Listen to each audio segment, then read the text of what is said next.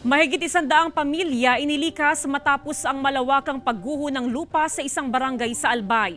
Mga nakatira sa danger zone, hindi na pababalikin sa lugar. Yan ang tinutukan live ni Rain Palino ng GMA Regional TV Bicol.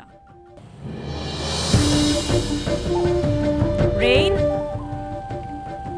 Jasmine, pilit na nilalakasan ng ilang residente ang kanilang loob matapos ang nangyaring landslide sa Barangay San Roque, Malilipot, Albay noong Sabado.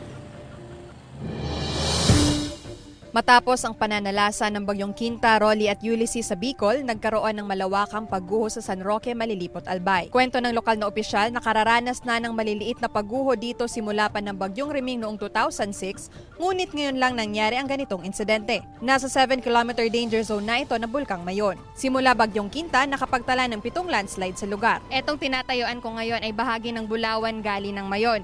Eto namang nasa likod ko, nasa taas na 180 to 200 feet. Matapos daw ang tatlong bagyo, sina bagyong Quinta, Ulysses at Rolly, nasa 15 to 20 meters ang nabawas na lupa. Consider na po yun as to be relocated. Okay, consider it as no man's land. In fact, i-reinforce pa namin yun ng Father Sanggunian resolution, declaring the entire area talaga na no man's land. No build zone kumbaga.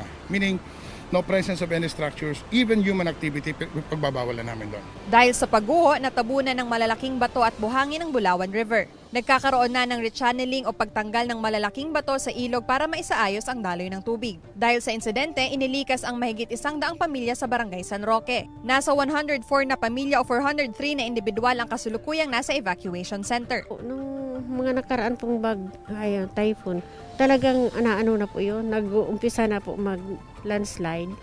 Ngayong sunod-sunod yung typhoon, talagang bumigay na po yung... Si Nanay Milagros, emosyonal na kwento ang karanasan. Paano na kami doon sa Purok Ono? Kaya po kung pwede lang, masakit lang ma'am na talaga na maalis ang bahay namin. Na pinagpaguro namin ng mahigit 40 anyos. Lumaki po ang mga anak ko doon sa bahay na yun. Sa ngayon po, mawawalan ako ng bahay. Pasalamat ni Nanay Milagros dahil ligtas silang mag-anak. Hiling ng ilang apektadong residente ang assistance para sa relocation site. Jasmine, dahil di na umano ligtas tumira sa ilang purok, balak ng lokal na pamahalaan na ideklarang no man's land ang ilang apektadong lugar. Jasmine? Maraming salamat, Rain Palino.